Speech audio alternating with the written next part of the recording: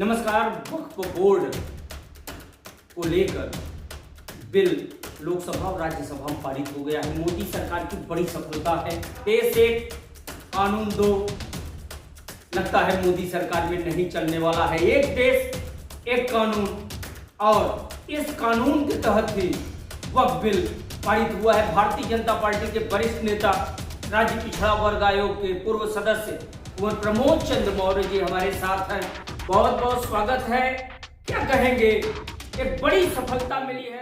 श्रद्धेय मोदी जी को बहुत बहुत बधाई और धन्यवाद, आभार प्रकट करते हैं कि जो असली मायने में बाबा साहब का संविधान था, देश के अंदर समानता का अधिकार था, समता का अधिकार था, उसे मुसलमान वर्ग में कुछ लोगों के हाथ नवाबों जैसी शक्तियां दे दी गई थी, जो अपने और अपने परिवार के लिए, अपने लोगों के लिए बेच करके बेशुमार नवाब बने हुए थे।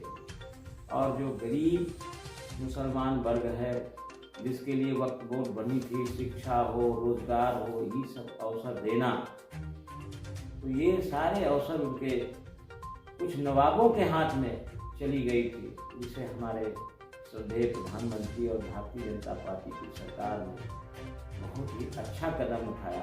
खरबों खरबों की संपत्ति बेच करके राजा बने बैठे थे। भारतीय जनता पार्टी ने अपनी सरकार में संविधान की रक्षा किया, और संविधान के रक्षा के तहत जो संविधान का मूल प्रस्ताव है, उसके अनुसार स्पेशल जो दर्जा मिला हुआ था कुछ लोगों को, जैसे 3 तलाक का मुद्दा था, तो मुसलमान वर्ग के महिलाओं के लिए श्रद्धेय मोदी जी ने एक प्रस्ताव ले आकर के, प्रस्ताव पास करके कानून बनाने का काम किया और 3 तलाक को समाप्त किया। उसी तरह से कश्मीर में विशेष रूप से 370 धारा का जो एक दर्जा मिला हुआ था, वो भी हमारे देश के लिए एक कलंक था, जिसे समाप्त करके बराबर का भाव दिया गया, बराबर का अधिकार दिया गया। मुसलमान वर्ग के भी 90% लोग बहुत ही खुश हैं। कुछ चंद लोगों के लिए ये असीमित शक्तियां दे दी गई थी, जो अपने व्यक्तिगत कार्य में उपयोग में कर रहे थे। और हमें लगता है कि एक छोटे देश के बराबर पूरे देश की इकट्ठा कर दिया जाए तो एक छोटे देश के बराबर ये संपत्तियां थी, और कुछ लोगों के लिए थी।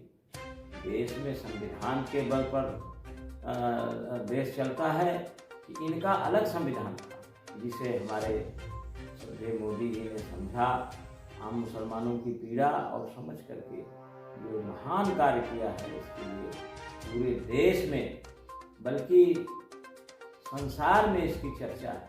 बाबा साहब का जो संविधान था, उसका जो असली उद्देश्य था, समता समानता, वो प्रत्येक नागरिक को मिले, राष्ट्र हित के लिए जो भी हो सकता है, ये भारतीय जनता पार्टी की सरकार कर रही है। विपक्ष केवल तुष्टीकरण का राजनीति करता है, कुछ लोगों को स्थापित करके आम नागरिकों के अधिकारों का हनन करके उनको अधिकार सौंपना, यही विपक्ष का काम है। गरीब तबके के जो मुसलमान हैं, वो बड़े प्रसन्न हैं इस फैसले से। आपके लिहाज से क्या दिख रहा है, कितना उनको इसका लाभ मिलेगा? 90 से 95% लोग इस कानून के आने से खुश हैं, क्योंकि ये कानून, ये जो ट्रस्ट टाइप का था, इसका हर ट्रस्ट का उद्देश्य यही होता है कि अपने नागरिकों को उनके विपत्ति काल में या उनके बच्चों के शिक्षा के लिए, बच्चों के रोजगार के लिए इसका उपयोग किया जाए। लेकिन ऐसा वो वक्फ बोर्ड बना दिए थे उसको, वो पूरी तरह से ठग बोर्ड हो गया था।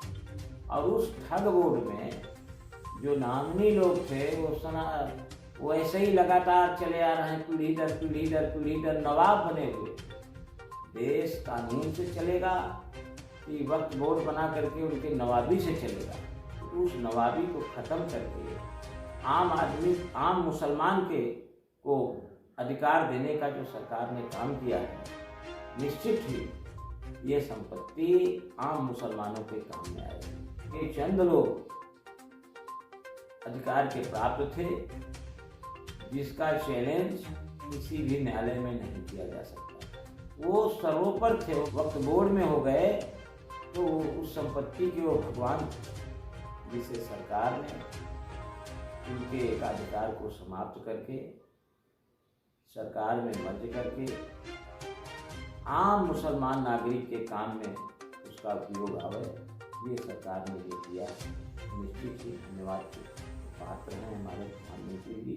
ओवैसी से ज्यादा कष्ट हुआ है अखिलेश यादव को। निश्चित ही अखिलेश यादव ने दोनों काम किया है।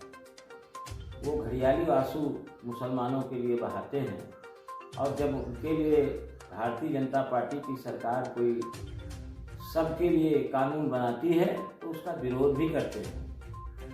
वो मुसलमान की बात करते हैं, लेकिन जब आम मुसलमान के लिए कोई कानून बनता है, चाहे 3 तलाक रहा हो, चाहे धारा 370 रहा हो, चाहे नागरिकता का सवाल रहा हो, जब भी संवैधानिक प्रक्रिया की बात होती है, आम नागरिक की बात होती है, तो ये विपक्षी पार्टियां, अखिलेश यादव, ममता बनर्जी, ये लोग, सही आपने कहा कि एक मुसलमान नेता जो स्वयं को अपने को मुसलमान नेता कहते हैं, उनसे ज़्यादा ये परेशान है। तो इनका कुछ चंद लोगों के ताकत छिन जाने से इनका लाभ कम हो रहा है, क्योंकि हो सकता है इनका उनसे राजनीतिक से ज़्यादा आर्थिक लाभ होता रहा। वो आर्थिक लाभ जब किसी का छिनेगा तो निश्चित वो विरोध करेगा। बहुत बहुत धन्यवाद। तो ये थे भारतीय जनता पार्टी के वरिष्ठ नेता, राज्य पिछड़ा वर्ग आयोग के पूर्व सदस्य कुंवर प्रमोद चंद्र मौर्य, जिन्होंने कहा एक देश, एक संविधान और एक कानून के साथ समानता का अधिकार, और उसी समानता के अधिकार का विरोध कर रहे हैं सपा के राष्ट्रीय अध्यक्ष अखिलेश यादव। ओवैसी से ज्यादा पीड़ा अखिलेश यादव को है। नवाब जिन्होंने कहा है कुंवर प्रमोद चंद्र मौर्य ने, वाकई में उनकी नवाबी चली आ रही थी और वक्त बनने के साथ साथ वो कायम थे और उसका वो लाभ उठा रहे थे। ऐसे लोगों की नवाबी पर भी संकट आएगा। फिर मिलेंगे इसी तरह की एक और खबर के साथ, तब तक के लिए दीजिए इजाजत। नमस्कार।